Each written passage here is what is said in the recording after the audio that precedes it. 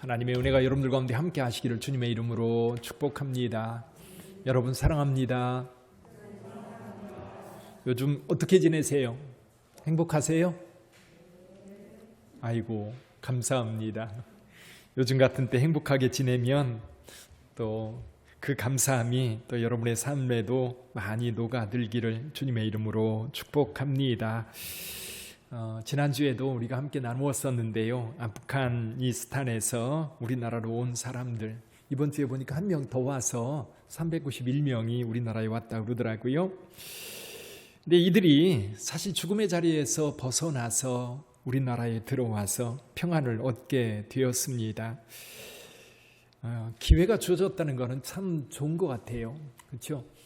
근데 아무에게나 기회가 주어진 건 아닌 것 같고, 여기 391명이라고 하는 이 사람들은 우리나라와 좋은 관계 속에서 그 위기 가운데 우리나라로 들어올 수 있어서 감사하지요. 근데 일본에 협력했던 사람들은 일본으로 한 사람도 못 갔다고 그래요. 그런 걸 보면 어느 나라에 어떻게 협력해야 되는지 아마 그렇죠. 잘 보고 해야 될 것 같아요. 그냥 아무데나 협력해가지고 이렇게 유익을 얻을 수 있는 건 아닌 것 같습니다. 어쨌거나 텔레반이 아프가니스탄이라고 하는 나라를 이제 장악을 하면서 많은 나라들, 특히 서방 국가에서 염려를 많이 합니다.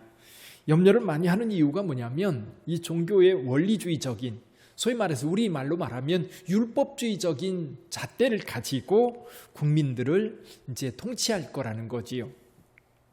그들은 나름대로 인권을 중요시 여기고 자유를 이야기하며 그리고 여성의 인권을 이야기합니다. 그렇지만 지금 드러나는 일들을 보면 법이 집행되는 게 아니라 그냥 무력으로 법이 집행되는 모습들을 보게 됩니다. 여성들은 이미 이제 자유는 없다라고 인정을 하고 있고, 그리고 또 다른 사람들 역시 이 종교라고 하는 것의 어떤 그 틀, 그래서 예수님께서 하신 말씀이 있어요. 여러분, 안식일이 사람을 위해서 안식일이 있는 거지, 안식일이 사람이 안식일을 위해서 있는 것이 아니다. 무엇이 더 중요한지를 분명하게 예수께서 하신 말씀이거든요. 근데 이제 이란도 마찬가지고 지금 텔레반이 지배하고 있는 아프가니스탄도 이제 종교라고 하는 것이 그 나라를 지배하게 되는데, 그러면 종교가 우리에게 자유와 인권과 뿐만 아니라 행복을 가져다 주어야 되는데 두려움의 대상이 되고 공포가 된다고 한다면 그건 종교의 기능을 뛰어넘은 거지요. 대개 언제 그런 현상이 벌어집니까?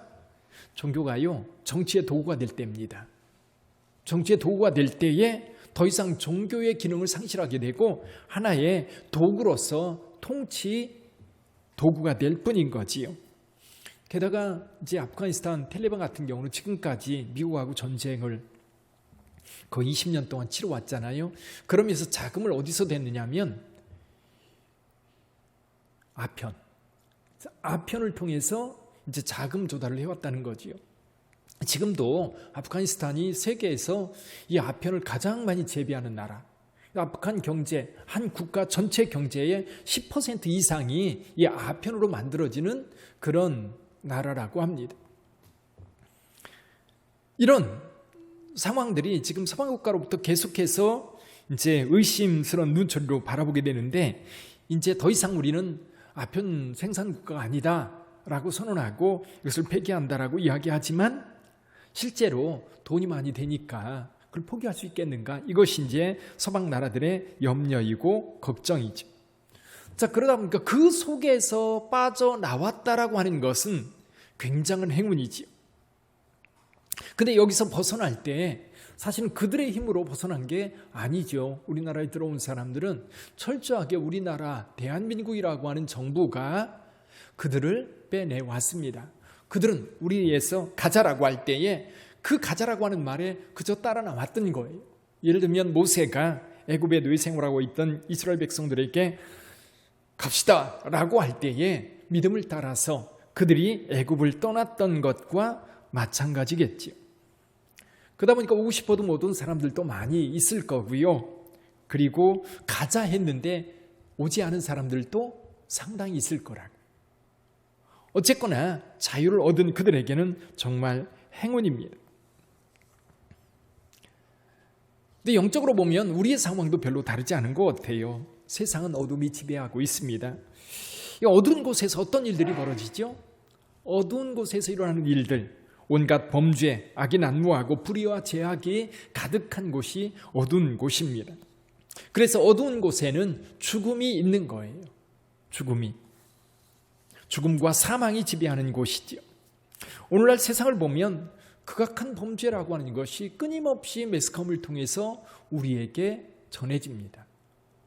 옛날에도 있었을까요? 물론 옛날에도 있었겠지요. 근데 이렇게 잔인한 모습들이 세상에 이렇게 공개되다 보니까 사실 두려워요. 엊그제도 전차팔찌를 끊고 도망쳐 나온 사람이 그 며칠 사이에 여성 2명을 살해하는 이 사건을 들으면서도 정말 몸서리 쳐지잖아요.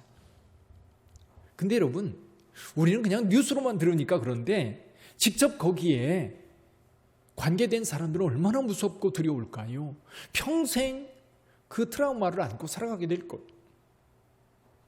게다가 요즘 자연재해라고 하는 것이 사실은 어디를 가리지 않고 상당히 많은 사람들에게 피해를 줍니다.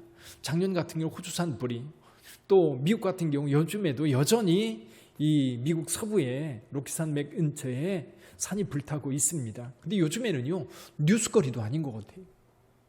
옛날에 위성사진 찍어서 여기 불타는 모습 계속 보여줬는데 요즘에는 아예 관심조차도 없는 것 같은. 그래서 지구의 어느 한쪽은 지금 이런 재앙으로 인하여, 재난으로 인하여 삼켜지고 있는 것 같은 그런 상황들.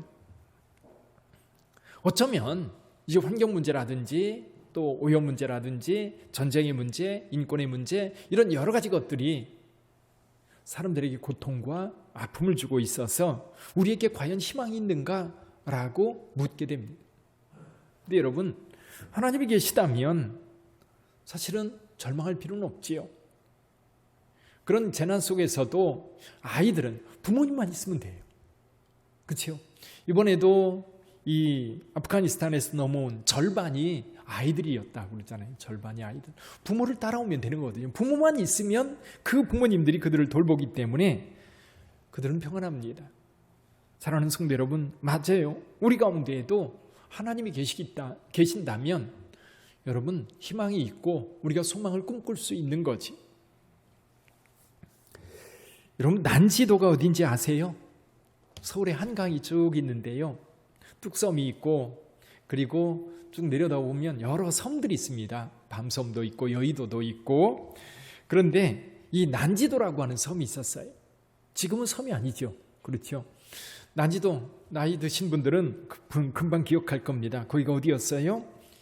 상암동 지역, 상암동 올림픽 경기장이 있는 그곳인데 산이 2개가 있어요. 그 쓰레기산이에요. 서울에서 날아다온 실어온 쓰레기들이 쌓여있는 그곳. 옛날에는 거기에 그 쓰레기 더미에서 살던 많은 사람들이 있었습니다. 지금은 그것이 없어졌지요. 그리고 흙으로 다 덮고 공원을 만들어 놨어요. 몇 해 전에 우리 권사님들도 한번 갔었는데요. 가을에 가면 참 멋져요. 가을에 가면 옥새도 참 이쁘고요. 그리고 그 코스모스도 참 아름답게 피어있는 모습을 볼 수 있습니다. 근데 남미에 파라과이라고 하는 나라가 있습니다. 이와 같은 쓰레기산이 지금도 여전히 존재한다고 그래요. 하루에 1,500톤이 넘는 쓰레기가 매일 버려지는 그곳을 터전으로 먹고 사는 사람들이 있는 거죠. 그 쓰레기를 뒤져서 뭔가 쓸만한 것을 찾아내서 그것을 팔아가지고 연명하는 사람들입니다. 또 거기에 많은 아이들이 있지요. 아이들은 엄마 아빠를 도와서 쓰레기 더미를 뒤지기도 하고 친구들과 그 냄새 나고 먼지 나는 그곳에서 함께 친구들과 놀기도 합니다. 근데 이곳에 한 사람이 방문을 해요. 환경공학자이면서 시간제 음악 강사였던 파비오 차베스라고 하는 사람이 그곳을 방문하게 됩니다. 너무너무 충격을 받아요. 2가지 때문에 충격을 받는데요. 눈앞에 펼쳐진 지옥 같은 현실, 그 현실을 보면서 충격을 받아요. 근데 또 하나 충격받는 것이 뭐냐면 그런 환경을 바꾸려고 전혀 사람들이 생각하지 않고 있더라는 거예요. 그냥 거기에 쓰레기 뒤지면서 그냥 살아가는. 주변에서도 정부에서도 거기 사는 사람들도 아무도 이 상황을 개선하려고 하지 않는다는 사실에 충격받아요. 그래서 이 사람이 뭔가를 하려고 해요. 그러면서 공포를 합니다. 자베스는 그곳에 작은 음악학교를 열겠다고 공포를 해요. 배움에 목말랐던 아이들이 벌떼같이 몰려들었어요. 근데 문제는 악기잖아요. 이 악기를 어떻게 할까? 자베스는 대책을 마련해 놓았던 겁니다. 거기 쓰레기 언덕에서 뭐든 찾아낼 수 있는 니콜라스 고메스라고 하는 사람에게 부탁을 합니다. 특별한 쓰레기를 좀 찾아주세요. 악기로 재활용할 수 있는 것은 무엇이든지 갖다 주세요. 그래서 자베스는 악기를 그걸 가지고 만드는 겁니다. 기름통과 낡은 조리기구로 첼로를 만들고 캔을 모아서 작은 캔들을 모아서 플루트를 만들고 통에 엑스레이 필름을 씌워가지고 드럼을 만들면서 악기를 만들었던 거예요. 보통 사람들 같으면 그저 그 속에서 슬픔을 보고 절망을 보고 좌절을 맛보면서 그냥 하루하루 살아있는 목숨 살리기 위해서 그냥 그렇게 살아갈 텐데 자베스는 거기에서 미래를 찾으려고 노력했던 거지요. 그래서 이 오케스트라 이름을 지었어요. 랜드 필하모닉이라고 하는 오케스트라를 만들어 가지고 아이들과 함께 연주를 시작했던 것. 어쩌면 죽음과 절망이 냄새나는 이 세상에 저마다 살아보려고 발버둥 치지만 미래가 보이지 않는 이 어둠 속에 자베스가 다가가서 그들에게 뭔가 미래를 심어주려고 했었던 것처럼 어쩌면 이 세상 어둠 속에 있는 이 땅에 하나님의 아들 예수 그리스도께서도 그와 같은 마음으로 우리 가운데 오시지 않았을까요? 뭔가 우리로 하여금 소망을 갖고 살게 하려고 하나님의 아들 예수 그리스도는 우리 가운데 오셨던 겁니다. 근데 오늘 본문의 말씀에 보면요, 이 땅이 어둠에 갇혀 있었어요. 어둠. 한번 볼까요? 9절 한번 보죠. 9절. 참빛 곧 세상에 와서 각 사람에게 비추는 빛이 있었나니 10절 그가 세상에 계셨으며 세상은 그로 말미암아 지은 바 되었으되 세상이 그를 알지 못하였고 자기 땅에 오매 자기 백성이 영접하지 아니하였으나. 사랑하는 성도 여러분, 그래요. 하나님께서 계실 때에 말씀으로 이 세상의 창조에 참여했던 분, 하나님의 아들 예수 그리스도지요. 그분이 온 세상을 창조하셨어요. 그러니까 예수 그리스도를 통해서 창조된 이 땅은 누가 주인이에요? 예수 그리스도입니다. 그럼에도 불구하고 이 땅은 어둠 속에 갇혀 있는데 그곳에 예수 그리스도께서 빛으로 오셨다는 거. 그럼 어둠에 빛이 비추면 어떤 일이 벌어지죠? 환해집니다. 그 빛을 느끼지 못한 사람은 없을 거예요. 눈이 있다면. 그러나 그런 사람들이 있죠. 이 빛을 외면하는 사람들, 오히려 빛을 끄려고 하는 사람들도 있어요. 그러나 문제는 이거예요. 12절에 보면 영접하는 자 곧 그 이름을 믿는 자들에게는 하나님의 자녀가 되는 권세를 주셨으니. 할렐루야. 여러분에게 그 권세가 있습니까? 여러분에게 그 권세가 있는 줄 믿습니다. 여러분, 하나님의 자녀가 되는 권세, 그게 뭐예요? 자, 여러분들에게 묻습니다. 여러분들이 하나님의 자녀입니까? 아멘? 큰 소리로 아멘 해보십시오. 여러분은 하나님의 자녀입니까? 아멘. 예, 하나님의 자녀입니다. 하나님의 자녀라고 여러분들이 고백했다면 여러분은 하나님의 자녀로서 가지고 있는 권세가 뭐예요? 그럼 뭐예요? 저는 이것을 한 세 가지로 정리해 보려고 해요. 첫 번째 권세는 뭐냐면 상속자의 권세예요. 상속자. 자녀들에게 주어진 것이요, 가장 큰 것 가운데 하나가 상속자예요. 여러분의 부모님들은 어떠세요? 여러분들에게 물려줄 것이 좀 있습니까? 안타깝게도 저희 부모님은 저에게 물려줄 게 아무것도 없으세요. 이게 좋은 건지 나쁜 건지는 잘 모르겠는데 가만히 보면 우리 부모님들이 뭔가 물려줄 게 많은, 그리고 자녀들이 많으면 이 자녀들 간에 싸움이 일어나는 경우가 많더라고요. 근데 하나님의 나라는요, 너무 커서요, 싸울 일이 없어요. 안 싸워도 돼요. 하나님께서 다 주시는 줄 믿습니다. 자, 이 상속이라고 하는 것, 여러분 상속 받아보셨어요? 물론 여기 계신 분들도 상속 받아보신 분이 계실 거예요. 이거 완전히 공짜잖아요. 그렇죠? 내 노력이 아니라 부모의 노력으로 내가 얻는 유익입니다. 근데 이 상속이라고 하는 것이 묘한 게 뭐냐면 미래예요. 늘 상속이라고 하는 면은 지금 현재 가치가 아니에요. 미래 가치입니다. 앞으로 여러분들에게 주어질 은혜지요. 우리가 하나님 나라를 상속받는다라고 할 때도 그 나라를 이미 우리가 소유하고 있지만 이 소유하고 있는 것은 상속자라고 하는 신분으로 소유하고 있는 것이지 실제로 그것을 내 손에 쥐고 있는 건 아니에요. 그렇죠? 상속은 미래 가치입니다. 자, 미래에 주어질 복이기도 하고요. 그러니까 상속자들은 지금 가난하게 살아도, 지금 어렵게 살아도 그것 때문에 힘들어하고 고통스러워하지 않아요. 왜? 우리는 받을 상속분이 있거든요. 그래서 바울은 고린도후서 6장에서 이런 말씀을 합니다. 우리는 속이는 자 같으나 참되고 무명한 자 같으나 유명한 자요, 죽은 자 같으나 보라 우리가 살아있고 징계를 받는 자 같으나 죽임을 당하지 아니하고, 근심하는 자 같으나 항상 기뻐하고, 가난한 자 같으나 많은 사람을 부유하게 하고, 아무것도 없는 자 같으나 모든 것을 가진 자로다. 어떻게 이런 고백을 할 수 있어요? 상속자이기 때문에 그래요. 하나님의 자녀로서 우리가 받을 상속분, 여러분 그게 어떤 거예요? 사랑하는 성도 여러분, 낙심하고 절망하지 마시고 하나님 나라를 바라보시기를 주님의 이름으로 축원합니다. 미래, 저는 가끔 그런 생각을 해요. 우리의 인생이 죽음으로 끝나는, 오늘 우리의 인생이 오늘로 끝난다면 또 여러분 앞으로 10년 더 살고 20년 더 살고 오래 살 분들은 뭐 수십 년 더 사시겠지요. 죽음으로 우리 인생이 끝난다고 한다면 그 가치가 어디에 있을까요? 생각해 보세요. 하나님을 믿지 않는 자들도요, 뭐 때문에 사느냐면 내일 그래도 더 잘 살 수 있다라고 하는, 그래도 더 나은 내일을 생각하면서 하루하루 살아요. 근데 사실 그 끝이 뭐예요? 죽음이라고 한다면 우리의 가치는 어디에 있을까?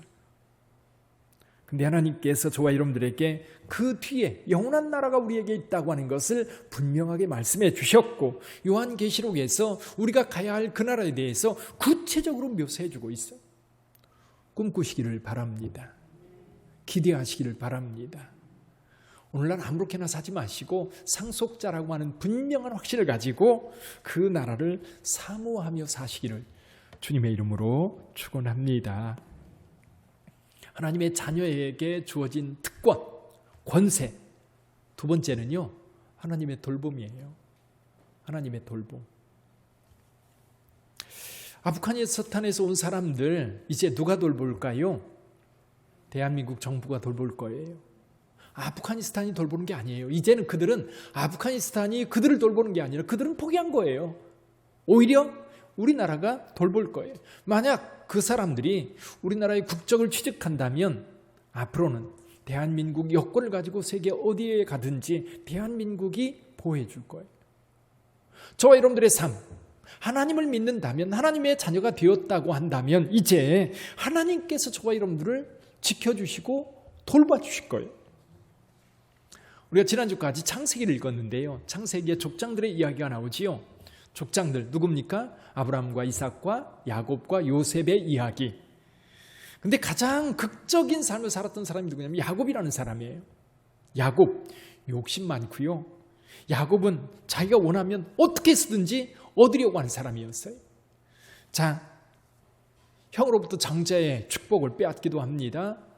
자기 사랑하는 아내 라헬을 위해서 14년 동안 종살이를 하기도 해요.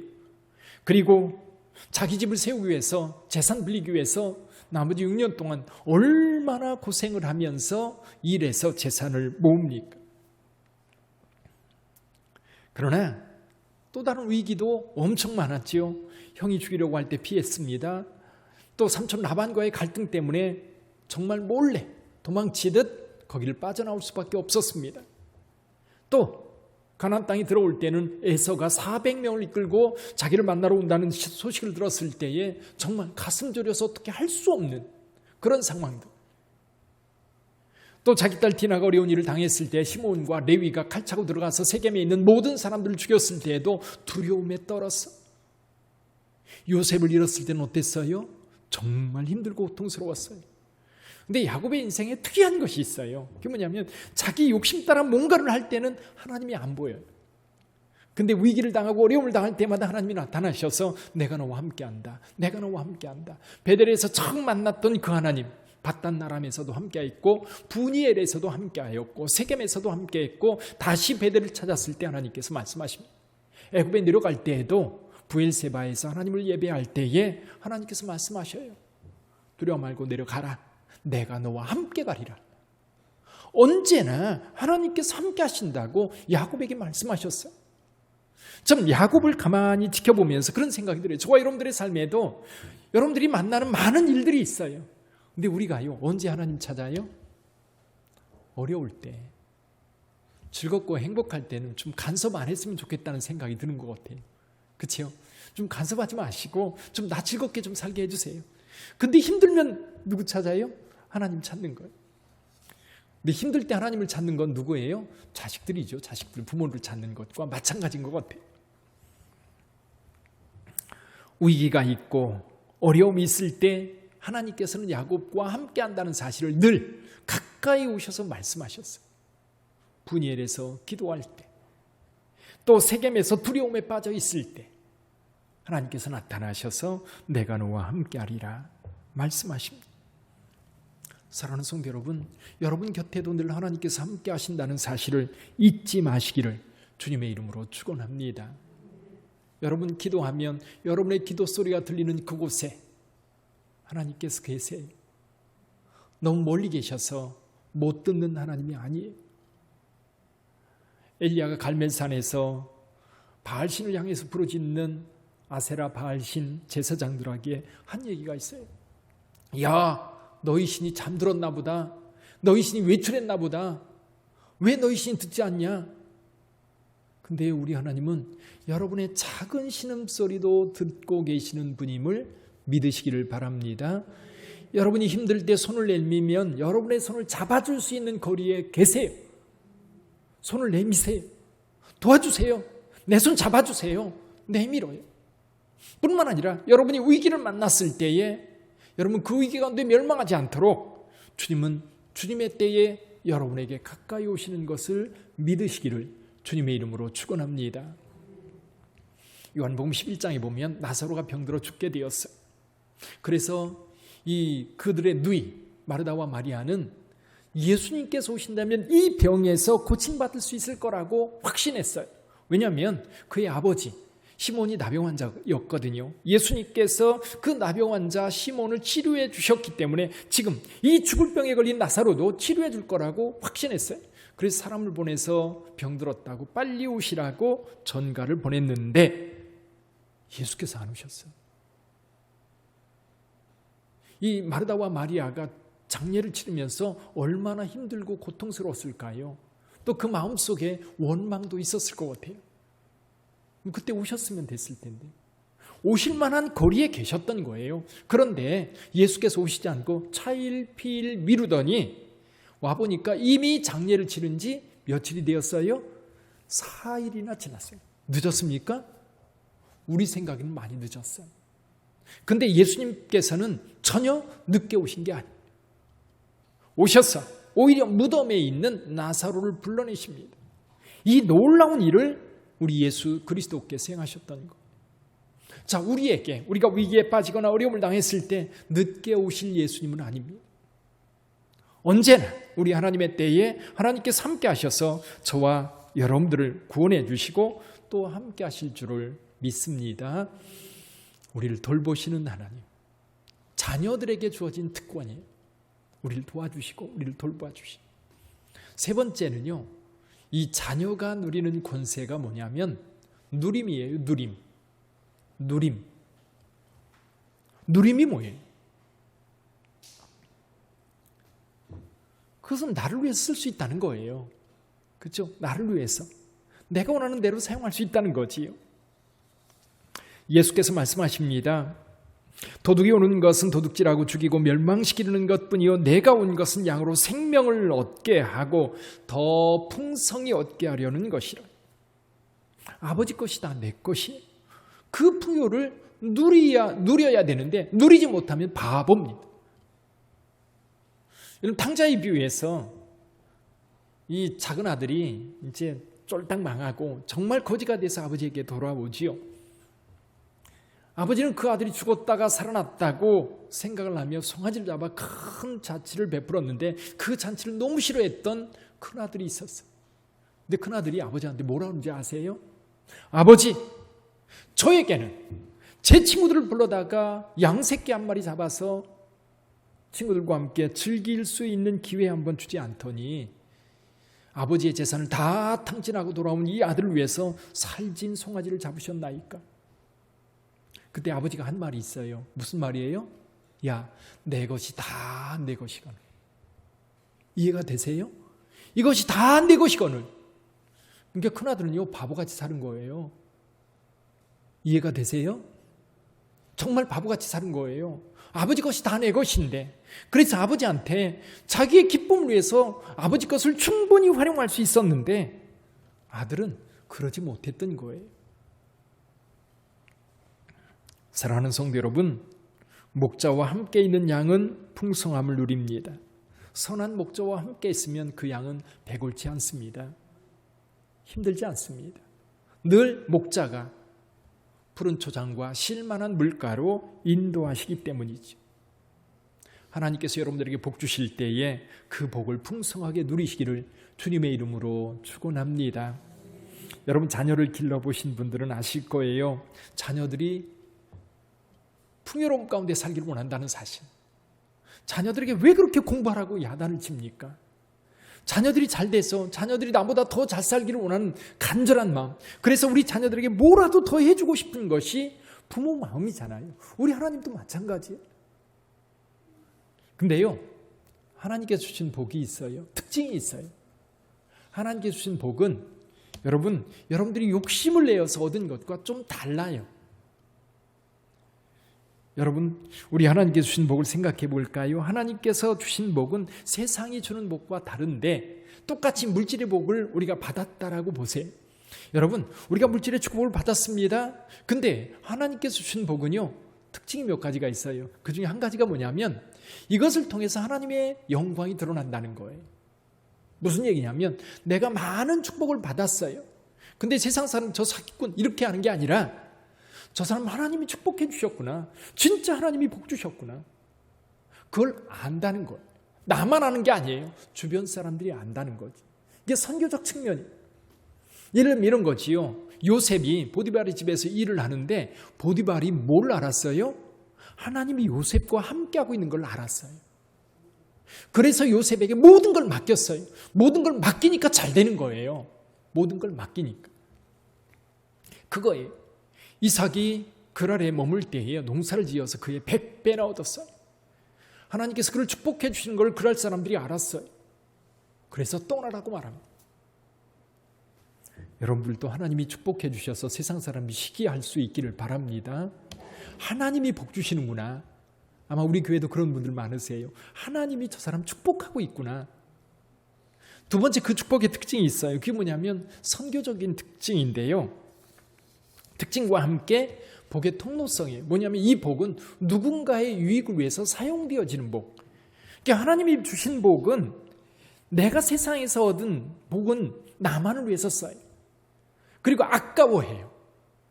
그래서 이것이 다른 사람에게 넘어가는 것을 너무너무 싫어해요. 그래서 부모에게 유산 받은 거요, 형제들끼리도 안 나누고 축복하려고 하는 그런 경향들이 굉장히 많잖아요. 근데 하나님께서 주신 복은요, 그러지 않아요. 누군가에게 유익으로 나가요. 재산도 마찬가지입니다. 우리가 재산을 많이 모았다고 한다면 이것이 누군가를 위해서 흘러갈 때에 이것이 하나님께서 주신 복이구나 라고 하는 것을 알게 되지. 여러분이 많이 배우셨습니까? 그렇다면 하나님께서 그것을 통해서 누군가에게 유익을 끼쳐주는 거예요. 여러분이 어떤 권세를 가졌습니까? 그 권세, 하나님이 주신 권세는 여러분 스스로가 여러분이 가지고 있는 누린 것, 그것으로 끝나는 게 아니라 누군가를 돌보고 누군가를 돕고 누군가에게 힘이 되어주는 그런 특징이 있다는 것. 또 한 가지가 뭐냐면요, 섬김이에요. 혼자서 부귀영화를 누리는 게 아니라 누군가를 도울 수 있는, 그래서 누군가를 흘려보내는 복의 통로가 될 뿐만 아니라 그것을 통해서 누군가를 섬길 수 있는 그런 은혜들이 있는 것. 하나님의 자녀에게는 그 복을 주는 줄 믿습니다. 그 복을 누리세요. 사랑하는 성도 여러분, 하나님의 자녀가 되는 권세를 얻었다면 이제 하나님의 뜻을 따라 하나님의 영광을 위하여 살아야 합니다. 하나님의 자녀. 그래서 이번 주 내내 여러분 묵상하시길 바라요. 내가 하나님의 자녀라면, 하나님의 자녀 됐어요. 그렇죠? 하나님의 자녀 됐다고 여러분들이 분명히 고백했다면 하나님의 자녀로서 우리에게 주어진 그 은혜들, 우리에게 주어진 그 축복들, 상속자로서 또 돌봄을 받는 자로서 또 누림으로써 하나님의 자녀로서의 그 특권을 여러분들이 풍성하게 누릴 수 있는 기회가 되기를 주님의 이름으로 축원합니다. 기도하겠습니다.